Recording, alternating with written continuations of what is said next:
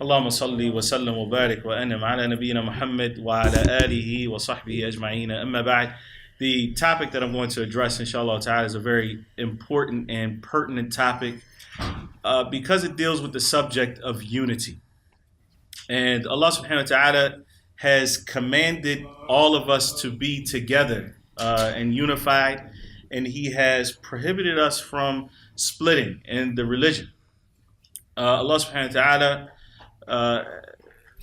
has made this command not only for the ummah of Muhammad ibn Abdullah sallallahu alayhi wa sallam, but in fact it is the foundation of all of the religions. Allah subhanahu wa ta'ala says in the Quran, شَرَعَ لَكُم مِنَ الدِّينِ مَا وَصَّى بِهِ نُوحًا وَالَّذِي أَوْحَيْنَا إِلَيْكَ وَمَا وَصَّيْنَا بِهِ إِبْرَاهِيمَ وَمُوسَى وَعِيسَى أَنْ أَقِيمُوا الدِّينَ وَلَا تَتَفَرَّقُوا فِيهِ. So Allah subhanahu wa ta'ala says that we have, or He says, شَرَعَ لَكُم مِنَ الدِّينِ, that Allah subhanahu wa ta'ala has legislated for you from this deen, or from the way of life, that which He has commanded Nuh alayhi salam, and that which we have revealed to you, yani Muhammad ibn Abdullah sallallahu alayhi wa sallam, and that which we have commanded Ibrahim and Musa and Isa. How many prophets? Five messengers. Allah subhanahu wa ta'ala said that He commanded them with this, and these prophets are known as ulul azm. They are the messengers of firm determination from amongst the messengers of Allah. They are the best messengers. May Allah subhanahu wa ta'ala have or send His salat and salam upon all of them. So He says that He commanded all of them with this one thing: and aqimud deen, establish the deen, uphold the deen, وَلَا تَتَفَرَّقُوا فِيهِ, and don't be divided therein. Two things: establish the deen and don't be divided in that establishment or in establishing the religion. The reality in many places, in many communities, contradicts that divine instruction. So we see them, alhamdulillah, striving to establish the deen, but not striving to be unified. And both of them are necessary. Establish the deen and don't be divided therein. What we find is that sometimes people take their differing and they allow it to lead to division. And there's a difference between me and you having a different opinion about something and me and you being divided because of the fact that we don't have the same opinion, allowing there to be enmity in our hearts because we don't share the same opinion. And Allah subhanahu wa ta'ala has prohibited us from these factions, or creating these factions and schisms. Now, the reality is, and our Prophet ﷺ informed us of this, that differing is inevitable. We're not going to see everything the same way. Right? I mean, if you think about it, Allah subhanahu wa ta'ala has endowed us with different intellectual abilities. So we may see the same thing, but interpret it different ways. The experiences that we have in life, our ages, are going to color the way that we interpret things. The level or the degree of knowledge, Islamic knowledge, that we have. We may look at the same text. We may read the same ayah. And I understand something from it, and you understand something different from it, because we have different and varying degrees of knowledge. And this is something that has happened throughout the history of Islam. Allah subhanahu wa ta'ala says in the Quran, وَالْمُطَلَّقَاتُ يَتَرَبَّصْنَ بِأَنفُسِهِنَّ ثَلَاثَةَ قُرُوءٍ. The divorced woman should wait a period of 3 quru, which is the plural of qar. Qar in the Arabic language can mean menstrual cycles. It can mean the period between menstrual cycles, what they call the time of purity. Which one is meant in this particular ayah? Well, it depends on which scholar is looking at it and, through what lens and the other evidences. But the point is, they're looking at the same ayah and they have a difference of opinion. Because again, Allah subhanahu wa ta'ala didn't create us all with the same intellectual abilities, and we don't have the same level of knowledge. But the point is that we shouldn't allow those differences to lead to discord. So our Prophet sallallahu alaihi wasallam did inform us that there would be differing. in this ummah, and so this differing is, like I said, it's natural and it's inevitable. The Prophet ﷺ said, "Man ya'ish minkum fasayara ikhtilafan kathira." Whoever from amongst you all, talking to his companions, whoever from amongst you lives is going to see great difference. Okay, what do we do when we see that differing? The Prophet ﷺ said, "Fa'alaykum bi sunnati." So hold fast to or adhere to my sunnah, my teachings, my way, wa sunnatil khulafa rashidin al-mahdiyyin min ba'di, and hold fast to the way of the rightly guided khalifas who come after me. So the Prophet ﷺ said what? Stick to what? If you see a bunch of differing, then follow my way. But he didn't stop there. He also said, and follow the way of the Khulafa Rashidin. This point is significant, and I want to know from you, why do you think that the Prophet ﷺ didn't just say, follow my way? Isn't it sufficient? We say we follow the Messenger ﷺ. Why did the Prophet ﷺ also say, follow the way of the Khulafa Rashidin? I want you to think about this. I want you to give me an answer.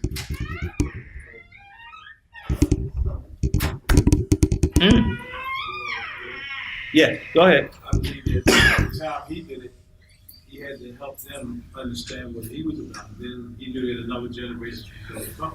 That is great. That is great. So let's analyze that answer. Because the Prophet ﷺ taught his companions based off of the what? The revelation that came to him. The Prophet ﷺ wasn't interpreting. The Prophet ﷺ was given revelation from Allah subhanahu wa ta'ala. But the companions now had to come, and they had to take the revelation from the Quran and from the sunnah of the Prophet ﷺ, which was also revelation. And they had to do what with it? They had to interpret that for the generation that they lived amongst. And so the Prophet ﷺ is indicating to us that there are going to be ways to interpret revelation, because with the bigger things, with the what we would call the usul of Islam, or the fundamental aspects of the religion, there's no difference of opinion amongst the companions or amongst the rightly guided khulafa. They don't have a difference of opinion when it comes to the fundamentals of the deen. But did they agree about every single fiqh aspect of Islam? No.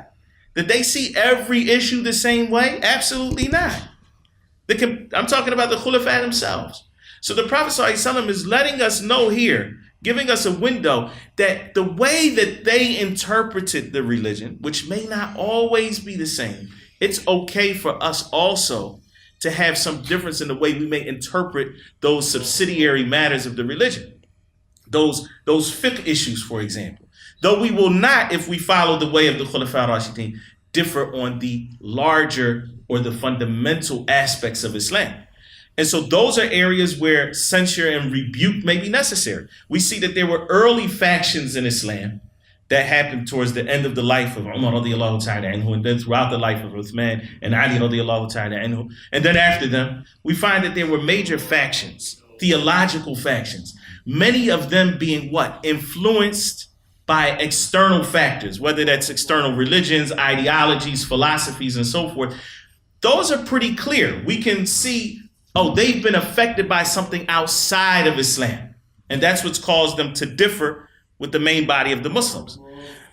But a lot of the things that people differ over today are not those large issues. They're much smaller or subsidiary issues regulated to fiqh most of the time. But yet we find people arguing and debating and fighting over these things. So let me give you an example. This is what I want us to pay attention to, because the majority of the differences that we wind up having amongst ourselves are not because of these larger issues. You look at the story of Imam Malik, rahimahullah ta'ala. Before I get to a story, let me ask you something. Did the Prophet ﷺ prohibit us from praying at certain times? Are we prohibited from praying at certain times? Yes, we are. So, for example, after you pray Salatul Fajr and before sunrise, we're not supposed to be praying during that time. After you pray Salatul Asr and until the sun goes down, we're not supposed to pray then. Prophet ﷺ prohibited that. Okay. So right now you just pray Asr, alhamdulillah. Let's say you go to another masjid and you get there at 4:15, for example. Maghrib is still 25 minutes away. You walk into the masjid. Do you pray? Or do you sit down without praying? You pray. Hold on, you just told me that the Prophet ﷺ said you can't pray at that time. And now you're saying no, when you go to the masjid, you pray. Why is that? Because there's another hadith, right? Where the Prophet ﷺ said that دَخَلَ أَحَدُكُمْ الْمَسْجِدِ فَلَا يَجْلِسْ حَتَّى يُصَلِّيَ رَكْعَتَيْنِ. If one of you enters the masjid, then let him not sit down until he prays 2 rak'ahs. Okay, but now we have 2 different evidences, right? One says don't pray, one says to pray. What am I supposed to do? The reality is that we're probably not going to agree on everything that's like that. There are things that are like that in Islam. And so you'll find that one scholar or a set of scholars, for example, prioritized one aspect. And you find that another set of scholars prioritized another set of evidences, like in this particular case. So Imam Malik, rahimahullah ta'ala, was of the opinion that you do not pray at that time. So if you enter the masjid after Salat al-Asr time, okay, and it's before Maghrib, but the sun hasn't set yet, you don't pray. You just come and you sit down. Because he was of the opinion that the 2 rak'ats that you pray upon entering the masjid is sunnah. They're not wajibah. Okay, they're sunnah. And that the Prophet ﷺ has prohibited us from praying at that time. And so that takes precedence. The prohibition of the Prophet ﷺ takes precedence over doing something that is sunnah. So he came in the masjid one day, after Asr, before Maghrib, sat down. There was a sabi, a young kid in the masjid. He said, yeah, Shaykh. Just like that. This is how the narration goes. Yeah, Shaykh, kum farka. Shaykh, get up and pray. Now, I'm assuming from the narration he didn't know that was Imam Malik, rahimahullah. But he tells him, he's saying, Shaykh, get up and pray. How are you just going to come in the masjid and sit down without praying? So Imam Malik, rahimahullah, you know what he did? Did he argue with the young man and say, wait a minute, you know who you're talking to? I'm Imam Malik, and this is my madhab, right? And this is what the Prophet ﷺ said. You know what he did? He got up and he prayed 2 rak'ahs. One of his students said to him afterwards, he said, Shaykh, you got up and you prayed 2 rak'ahs, and we know that you say that you shouldn't pray at that time. He said, I feared to be from amongst the people whom Allah subhanahu wa ta'ala said about them, وَإِذَا قِيلَ لَهُمُ ارْكَعُوا لَا يَرْكَعُونَ. I fear to be from those people about whom Allah subhanahu wa ta'ala says, and when it is said to them, irka'u, yani pray, they don't pray. So that young man said to me, pray, so I prayed. Because I didn't want to be from amongst those people. So again, he's giving precedence to one thing over another. And there are many, many, many examples of this throughout the sunnah of the Prophet and of course how it's been interpreted by the fuqaha. So if somebody comes into the masjid now and they don't pray, should we argue with them? Should we allow that arguing to lead to a point where there's enmity in our hearts that this man, first of all, the fact that he's come to the masjid shows you that he has some fear of Allah subhanahu wa ta'ala, that he's trying to please Allah subhanahu wa ta'ala. So the point in mentioning all of this is to get to this final point, which is, what are we supposed to do when we find that there is differing on a particular issue? If I don't, for example, have the tools to navigate through all of the evidence, I don't know how to get to that point. And maybe I don't have a sheikh or a teacher that I follow that can just kind of direct me to the right way. I'm kind of navigating this thing by myself. What am I supposed to do? Or even if I do have a sheikh, what am I supposed to do? Number one is to make your intention to please Allah subhanahu wa ta'ala and Him alone.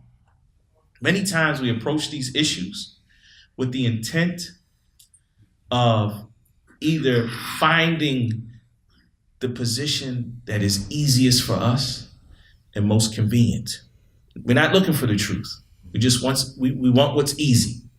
Some people might even go to the sheikh and explain their situation in a way that they think is going to get them the answer that they want. And they think that that's going to help them when they stand in front of Allah subhanahu wa ta'ala, but it's not. So your intention with all of this, when you're looking at how do I get to the bottom of this? And I want to know what the truth is in this issue. Your intention has to be to arrive at the truth. That is first and foremost, that you are objective in your approach to the truth. Not that you're looking for evidence for one particular opinion or another. You already believe something, so then you're going to try to find evidence for it. No, that should not be our approach. The second thing, and this is more important, or as important as the first one, because that first one is your ikhlas. The second one is asking Allah subhanahu wa ta'ala to guide you to the truth. And the reason why is because no matter how much knowledge you may have, you still need Allah subhanahu wa ta'ala's guidance to get to the truth. And this is why our Prophet sallallahu alaihi wasallam himself, and there was nobody by any stretch of the imagination who came close to his knowledge. In fact, he received revelation from Allah subhanahu wa ta'ala. Our Prophet sallallahu alaihi wasallam himself used to ask Allah subhanahu wa ta'ala for guidance in the last third of the night, when that dua is most likely and more likely to be accepted than other times. Aisha radiallahu ta'ala anha, when she was asked what was the dua that the Prophet sallallahu alaihi wasallam would make at nighttime, she said that the Prophet sallallahu alaihi wasallam, upon standing up at night in the last third of the night before his night prayer, after saying Allahu Akbar, he would say, Allahumma Rabba Jibra'il wa Mika'il wa Israfil, Fatir as-samawati wal-ard, Alim al-ghaybi wa-shahada, Anta tahkumu bayna ibadika fima kanu fihi yakhtalifun. I'm going to translate that part of the dua. In this part, the Prophet ﷺ says, O Allah, the Lord of Jibra'il and Mika'il and Israfil. Who were Jibra'il and Mika'il and Israfil? Who were they? They were angels. Were they just any angels? They were the most special angels, because Allah subhanahu wa ta'ala entrusted them with life. Who was Jibril? He was the one that Allah subhanahu wa ta'ala entrusted with revelation. And revelation brings spiritual life. It's the life of the heart. It's more important than physical life. Mika'il was the one whom Allah subhanahu wa ta'ala, or is the one whom Allah subhanahu wa ta'ala has entrusted with rain. And rain is the basis of physical life. There's no vegetation, no crops, no water without that rain.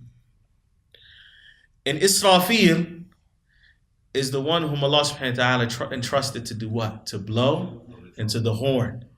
And blowing into that horn is the start of what? Life after death. It's the start of the resurrection. So all three of those angels, Allah subhanahu wa ta'ala entrusted with life. And the Prophet sallallahu alaihi wasallam is calling upon Allah subhanahu wa ta'ala as the Lord of all of those who bring life.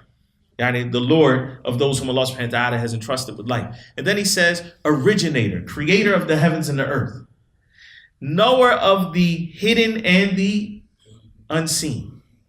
Knower of the hidden or the unseen and the seen.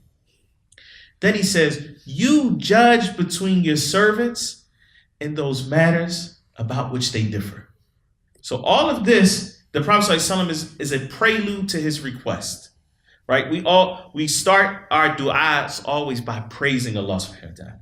So he's praising Allah, and he's mentioning that he is the one who judged between his servants in those matters about which they differ. Then what is the request of the Prophet sallallahu alaihi wasallam? He says, Anta tahkumu bayna ibadika fima kanu fihi yakhtalifun.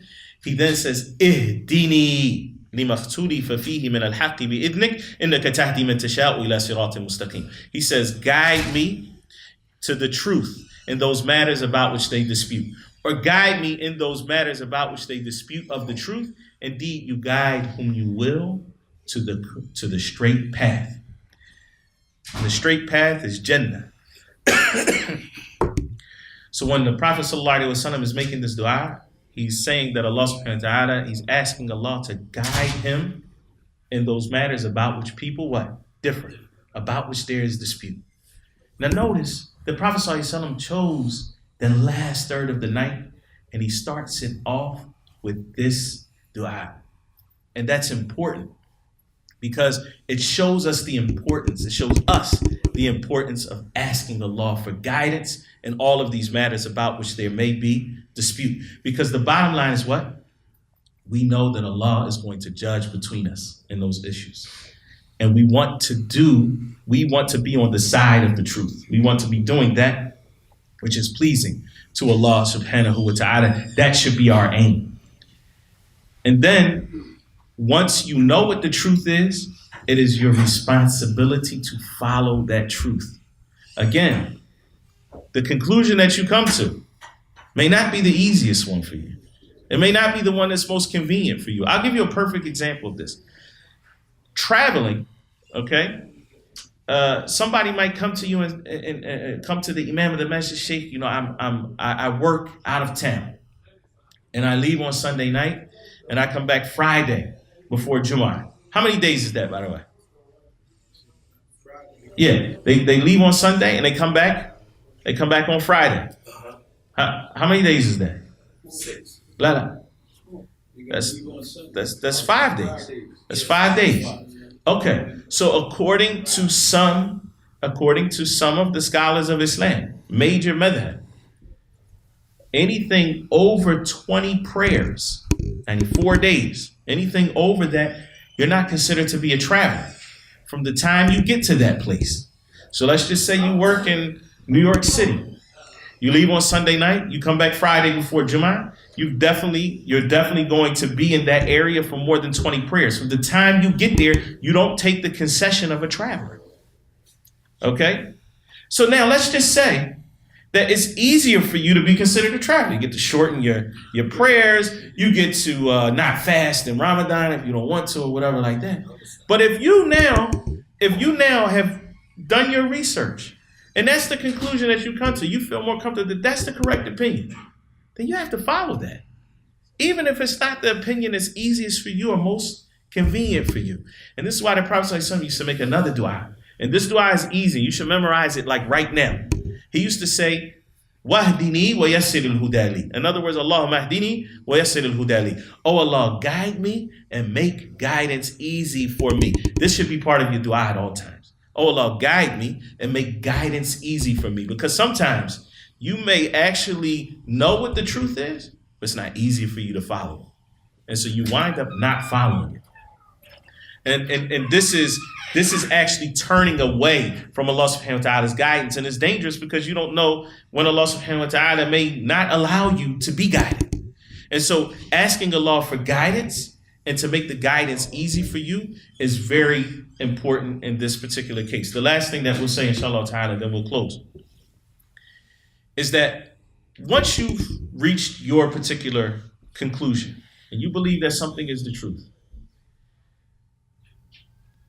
do your level best not to allow that to be a source of enmity between you and other Muslims who may not have come to the same conclusion that you came to. Many times we find Muslims, they go on websites or they go on certain social media platforms and they air out their differences with each other over these platforms. And they create this toxic environment, not realizing that this is very harmful to those who are new to the deen or to those who are trying to come back and practice their religion. You know, not everybody that says that they're Muslim are necessarily very religious, if you will.